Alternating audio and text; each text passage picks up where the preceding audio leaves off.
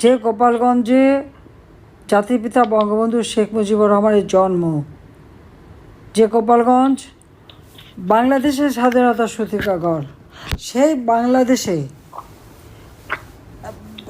যা স্বাধীন বাংলাদেশ হয়েছে, আর সেইখানে যে বঙ্গবন্ধু শেখ মুজিবের বিরুদ্ধে এই কতগুলি ইউনূসের বাহিনী তারা আজে বাজে কথা বলে। আজকে যারা ওখানে যে কথা বলছে, আপনারা অতীতে তারা যখন গ্রাম থেকে আসে ছাত্রলীগ শুরু করে, ছাত্রলীগে জয়েন করে, কত ভালো ভালো কথা, আর সেখানে যে বঙ্গবন্ধুর নাকি নাম মুছে ফেলে দেবে, যা তা আজে বাজে কথা বলছে, গোপালগঞ্জের মানুষ সেটা মানবে কেন? এবং তখনই আপনারা দেখেছেন কীভাবে তারা ওই বাজে কথা বলার পর স্বাভাবিক তার চেয়ার ভেঙেছে, তাদের ধাওয়া দিয়েছে। হ্যাঁ, এত ভয় পেয়েছে তাদেরকে সেনাবাহিনী পাঠিয়ে, ইউনূস সেনাবাহিনী পাঠিয়ে তাদেরকে উদ্ধার করে নিয়ে আসে, আর পাখির মতো গুলি করে এক এক করে আমাদের কত মানুষকে হত্যা করেছে। ওই দিনই পাঁচ মানুষকে গুলি করে হত্যা করে, এরপরে কারফিউ জারি করে, 144 ধারা দেয়, ব্ল্যাক আউট করে, ঘরে ঘরে যে গোপালগঞ্জ, টুঙ্গিপাড়া, কোটালীপাড়া, মকসুদপুর, কাশিয়ানী, প্রত্যেকটা জায়গায় তারা ঘরে ঘরে যে সেখানে মানুষের উপর অত্যাচার, নির্যাতন এবং কত মানুষকে যে নির্বিচারে হত্যা করেছে তার কোনো হিসাবই পাওয়া যাচ্ছে না। এই অবস্থা 15 বছর 16 বছরের ছেলেপেলে থেকে শুরু করে তাদেরকে গ্রেপ্তার করে আজকে বিভিন্ন জেলায় জেলায় নিয়ে তাদেরকে রেখে দিয়েছে। গুলি খাওয়া আহত তাদের হাসপাতালে নিয়ে গেছে গোপালগঞ্জে। ওই স্বাস্থ্য উপদেষ্টা একজন আছে ইউনূসের, গ্রামীণ ব্যাংকের কি বলে ম্যানেজার, আবার এদিকে স্বাস্থ্য উপদেষ্টা নূরজাহান বেগম, সে নাকি বলে দিয়েছে যে কোনো চিকিৎসা যেন না দেওয়া হয়। কত বড় অমানুষ আপনারা এটা ভাবতে পারেন?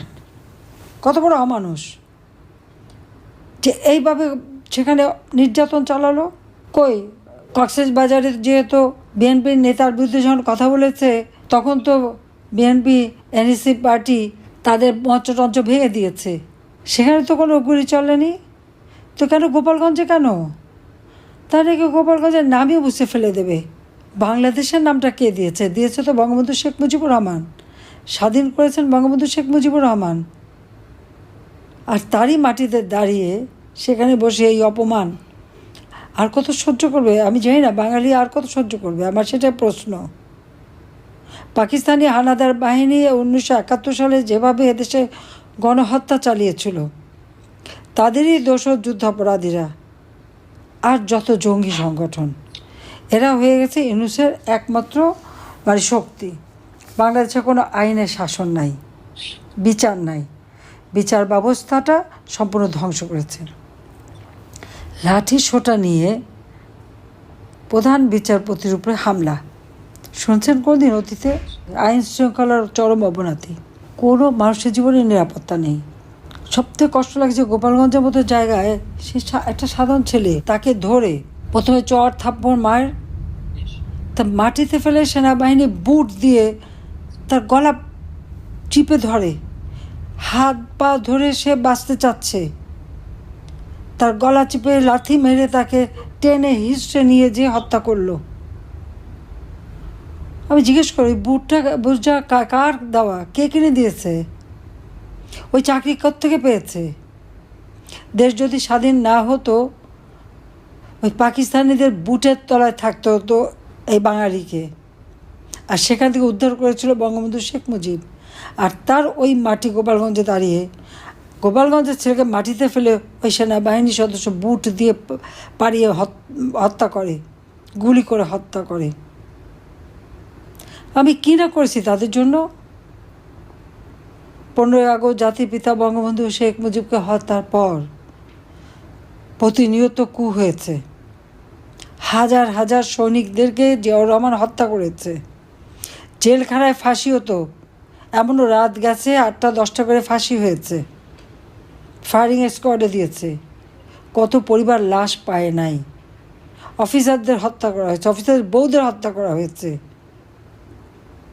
একের পর 18-19 কু হয়েছে বাংলাদেশে। তার জীবনে কোনো নিরাপত্তা ছিল? পার্বত্য চট্টগ্রামে কেউ ডিউটি করতে গেলে প্রতিনিয়ত সেখানে লাশ হয়ে ফিরে আসতে হতো। আমি শেখ হাসিনা ক্ষমতা আসার পর এই পার্বত্য চট্টগ্রাম শান্তি চুক্তি করে সেখানে শান্তি পরিবেশ এনেছিলাম, সবার জীবন নিরাপত্তা দিয়েছিলাম। এই সেনাবাহিনীর জন্য, পুরো সশস্ত্র বাহিনীর জন্য বলবো, তাদের বেতন ভাতা, টিফিন ভাতা, রেশন সব দিয়েছি। তাদের থাকার জন্য ব্যারাকগুলি উন্নত করে দিয়েছি, ডরমিটরি তৈরি করে দিয়েছি, জুনিয়র অফিসারদের জন্য ফ্ল্যাট বাড়ি নির্মাণ করে দিয়েছি, গাড়ি কেনার জন্য টাকা, বাড়ি বানানোর জন্য লোনের ব্যবস্থা এবং জমির ব্যবস্থা সবই তো করে দিয়েছি। কাদের জন্য না করেছি? বাংলাদেশের প্রত্যেকের জন্য করেছি, কেউ বলতে পারবে না।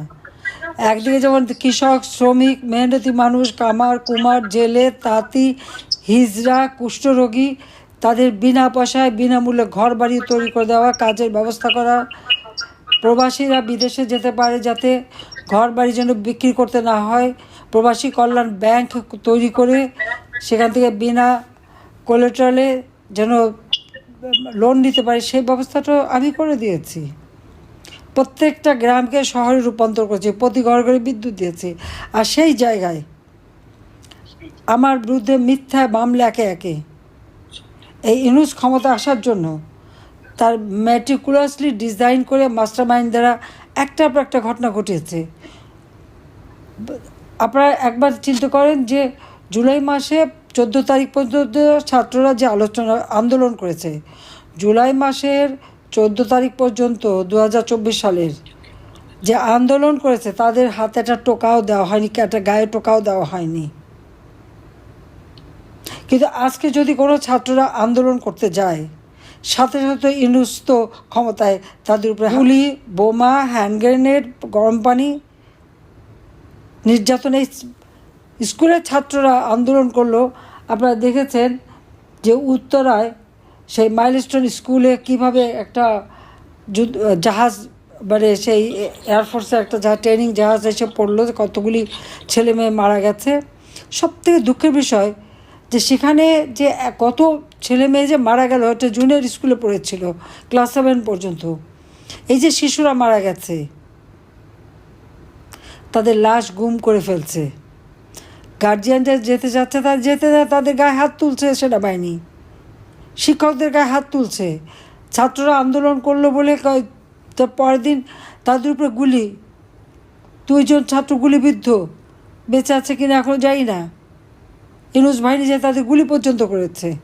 কিন্তু আমি যখন ক্ষমতায় ছিলাম, এই ছাত্ররা যখন আন্দোলন করেছে, সেই 4-5 তারিখ থেকে তারা যে আন্দোলন শুরু করলো, 14 তারিখ পর্যন্ত তাদের কিচ্ছু বলা হয়নি, বরং সব রকম সহযোগিতা করা হয়েছে। আর বারবার আমি চেষ্টা করছি তাদেরকে গণভবনে নিয়ে আসে কথা বলতে, তারা বলে না। তখন আমি সবাইকে বলছি এই আন্দোলন কোনো কোটা বা বৈষম্য বিরোধী আন্দোলন, এই আন্দোলন সরকার উৎখাতে, তোমরা দেখো এটাই তাদের চক্রান্ত। এবং ঠিক তাই হয়েছে, আমরা তো বাধাইনি। কিন্তু 15 তারিখ থেকে তারা যখন হত্যা শুরু করলো, একটার পর একটা থানায় আগুন দেওয়া, পুলিশ হত্যা করা, আওয়ামী লীগ নেতা হত্যা করা, আমাদের গাজীপুরে জুয়েলকে মেরে পা বেঁধে ঝুলিয়ে হত্যা করা, পুলিশ মেরে পা বেঁধে ঝুলিয়ে রাখা, টেলিভিশন, মেট্রো রেল, টেলিভিশন কেন্দ্র থেকে শুরু করে একে বিটিআরসি ভবন, সেতু ভবন, বিআরটিসি ভবন, দুর্যোগ মন্ত্রণালয় ভবন একে একে আগুন দিয়ে পোড়াতে শুরু করলো। এবং আগুন দেওয়ার ফলে সব ছাদে উঠে যখন আশ্রয় নেয়, হেলিকপ্টারে করে করে তাদেরকে আমরা সেখান থেকে উদ্ধার করি। পুলিশের উপর যখন হামলা, পুলিশের পা বেঁধে ঝুলে রাখে, পুলিশকে অর্ডার দেওয়া লাগে না। এটা আন্তর্জাতিকভাবে প্রত্যেক পুলিশ যে দেশে দেখেন, তাদের কখন কি করতে হবে তারা নিজেরাই জানে, তাদের সেটাই নিয়ম আইনে লেখা আছে। সিআরপিসিতে সে নির্দেশ দেওয়া আছে, তাদের কার্য তালিকায় দেওয়া আছে।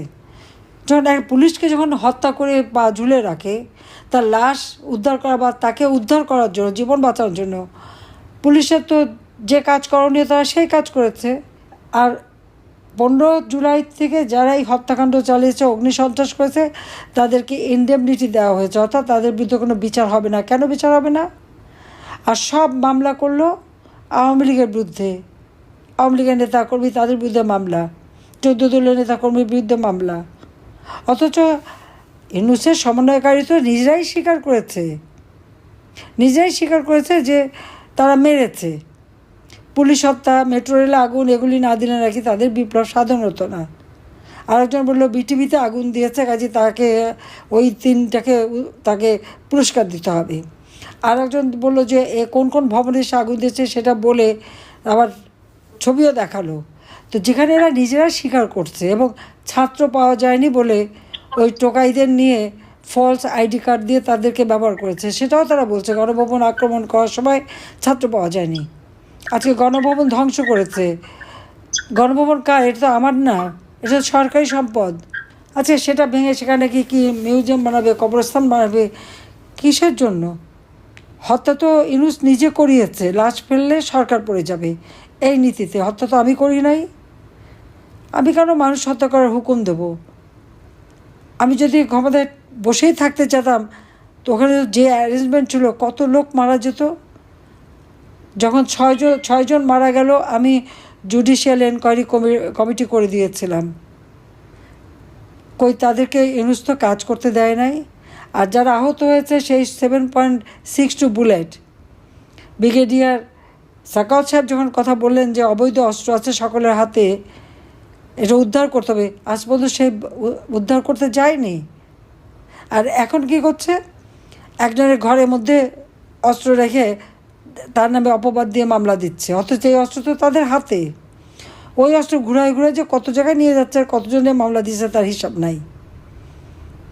আর গোপালগঞ্জে রীতিমতো গণহত্যা চালিয়েছে, লাশের খবরও পাওয়া যাচ্ছে না। কত মা বাবা কেঁদে বেড়াচ্ছে তাদের সন্তানের জন্য। রিক্সাওয়ালা, দোকানদার, সাধারণ মানুষকে গুলি করে হত্যা করেছে। আর এরপরে আপনারা এটুকু দেখেন যে সেই মাইলস্টোন স্কুলের ছাত্রছাত্রীদের বাবা মারা লাশ খুঁজে পাচ্ছে না, লাশগুলি তুলে নিয়ে গুম করে দিল। কেন গুম করবে? হ্যাঁ, তারা আগুনে পুড়ে গেছে, বিকৃত হয়ে গেছে, কিন্তু বাবা মায়ের সন্তান তারা তো সন্তানের খোঁজ নিতে চায়। তারপরে কে কার সন্তান, পোড়া শরীর থেকে দাঁত এবং চুল এখান থেকে ডিএনএ টেস্ট করা যায়। আমি যে ডিএনএ টেস্টিং ল্যাবরেটরি করে দিয়েছি, সবথেকে আধুনিক ল্যাবরেটরি করে দিয়েছি, সেখান থেকে ঠিকই ডিএনএ টেস্ট করে কে কার সন্তান সেটা খুঁজে বের করা যাবে এবং তার সেই বাবা মায়ের হাতে তার সন্তানকে তুলে দিতে হবে। আজকে সেই বাবা মাকে বঞ্চিত করে কি লাশের সংখ্যা কমাতে হবে। সেনাবাহিনী যে হুকুম দেয় লাশের সংখ্যা কমান, ইউনূসের উপদেষ্টারা যায় লাশের সংখ্যা কমাতে। বেশি লাশ হলে ইউনূসের ইজ্জত থাকে না, তার ইজ্জত রক্ষা করতে যায় বাপ মার কোল খালি। বাপ মার ভাই বোন তাদের উপরে কী জুলুম, কী অত্যাচার আপনারা একবার চিন্তা করে দেখেন। একটা মনুষ্যত্ববোধ নেই। প্রতি পদে পদে মানবাধিকার লঙ্ঘন করে যাচ্ছে এই সুদখোর ইউনূস। খুদের ঋণ দিয়ে মোটা অঙ্কের সুদ খেয়ে, জনগণের রক্ত চুষে খেয়ে তার যত অর্থ, গ্রামীণ ব্যাংকের টাকা সব পাচার, টেলিকমিউনিকেশনের টাকা পাচার, হাজার হাজার কোটি টাকার মালিক। বিদেশে সে যে বিনিয়োগ করেছে টাকা পেয়েছে কোত্থেকে? জনগণের টাকা চুরি করে নিয়েছে। প্রায় 90,000 কোটি টাকা শেয়ার মার্কেট থেকে উধাও, ব্যাংকের টাকা উধাও।